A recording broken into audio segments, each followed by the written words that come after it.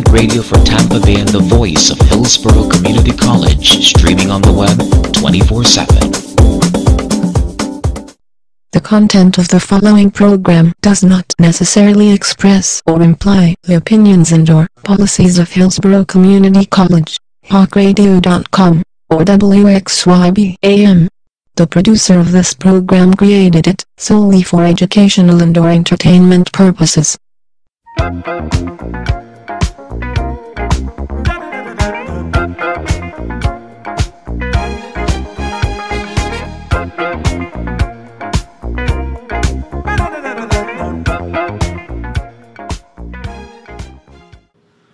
Welcome to The Edge.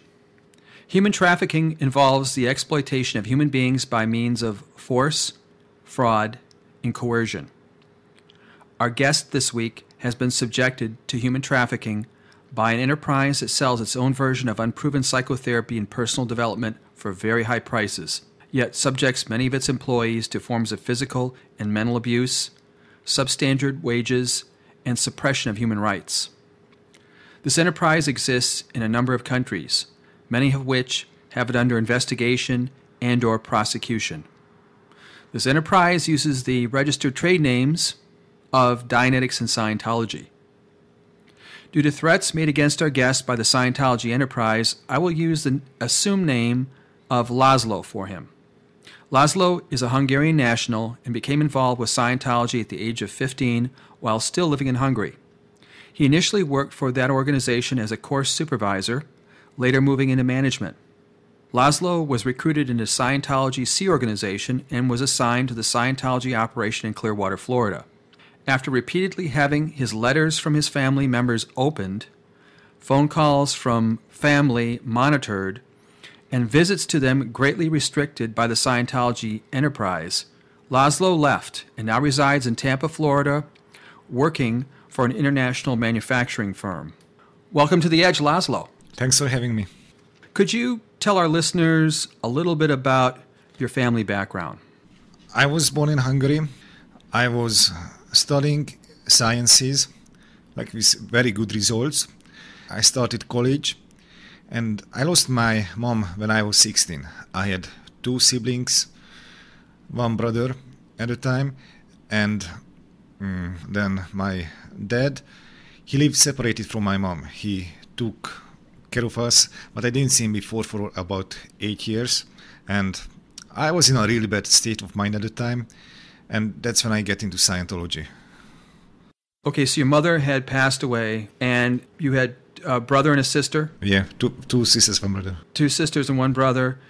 And so your father, who had been separated from your mother for a number of years before that, came back to take care of you. And there was some chaos and confusion in your family as a result of your mother passing away. What did the Scientology Sea Organization recruiter promise you to induce you to join the organization, the Sea Organization, and leave Hungary? He promised a lot of good things. Like he promised me good pay, that I would have so many pay that I would even have a car here, then that nice apartment. He promised like that they take care of you medically, you know, like if you are sick, you have an illness, they take care of you. He promised like, you know, like that here you would, I even asked him, you know, like if you can get married, you know, or what about that type of stuff in the Sea Org. He said like it's never a problem, that like you can have girlfriend, sex, you know, like this type of stuff. He promised me that, you know, like when I get there, they will be like, I will become like a high-level auditor. I can go to OT8 or Class 12 in time. So OT8, just for our listeners who are not in Scientology, that is this top level, the existing top level of Scientology. Yeah, right now, that's okay. the top. Okay, go ahead. And, you know, like when I was in my country, you know, like the Scientology was very new.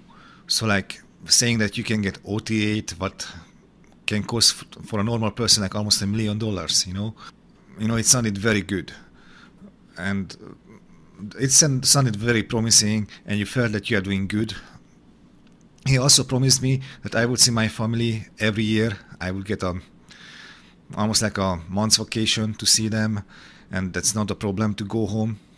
He promised me that I can talk to my family and they encourage to talk to family.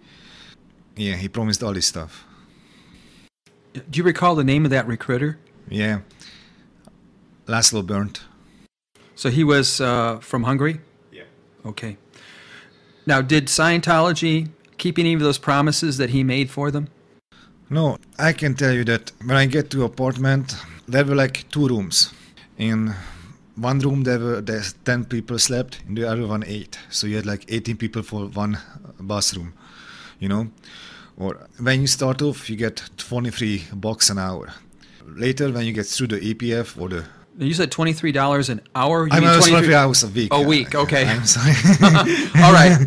Okay. So, go ahead. Okay, so you get paid $23 a week. And sometimes you work like 20 hours a day, Sometimes you do 18. Sometimes you don't even sleep, and you do it like 7 days a week. It's extremely rare that you get a day off. It's very rare. Sometimes you just get like a couple of hours off, like after every 2 weeks. I didn't get vacation for 8 years. One time I had a very bad medical problem with my ear. I had a really bad ear infection, and they didn't take me to the doctor for weeks. Or when I had an allergy, when when my face was swelling, I had trouble breathing. They didn't get me the medication until I almost passed out at a staff meeting. So I don't think that they kept their promises. Yeah, so you were working every week. You were working, 18, 20 hours a day? It depended. Usually, you work about 15 hours a day, but I was in a position where I had a lot of stress, really a lot of stress. And I was under pressure to stay longer, much longer than even other SEAL members. And I can talk about that too, that there was a time when they tried to introduce Navy-like boot camp, And when they did, you worked 15 hours a day, you did 2 hours dishwashing, and about a couple of hours military boot camp, and you slept maybe 3 or 4 hours. And that was normal too. Many people did that, and that was very stressing, very stressful. After you found out that they didn't keep their promises, the SEAL organization did not keep the promises that the recruiter made to you in Hungary, did you confront anybody about the misrepresented or falsified promises? And did they make excuses? You can't confront them. If you do that, you get into a situation when they call you ethics bait, an ethics particle. Usually they call you like that. Then what happens, that they force you to do very hard physical work. You get worse food, less pay if you get any. You get very humiliating job, for example, clean the toilet or wash the garbage bins, that type of stuff. And it's just you can't do that. It's it wasn't really an option to tell them you don't like something the way it is. It's really hard. If you are inside, you understand. It wasn't an option. You're right. So the system that you're in there in Scientology is you're not supposed to disagree with something or object to something. And if you do, then there's coercion. You know that you're going to be punished in some way, whether it's direct punishment or in some sort of indirect punishment. Yeah. Or so it's coercion. There's definitely coercion in the system itself. Now, after you join the SEAL, did the recruiter have you sign a contract of some kind? Yeah, it's kind of like a promissory note that you are going to be a SEAL member for 1 billion years. It's 1 billion years. Yep. Okay. Some people say that's a symbolic, that means you want to be there forever, that you are going to dedicate yourself totally to that. Actually, when you get there, you see that as time went by, later and later, they took more and more of your personal time or your personal life. I had hobbies before, or I wanted to read books, I like to go to library, painting, that type of stuff. And they say if you do something something else than Scientology, that's a crime. Then you are off the road. Or they'll call it hobby horse. Yeah, or hobby horse, yeah.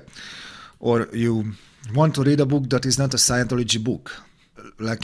Around 2003 and 2004, that became a problem. You get written up for that.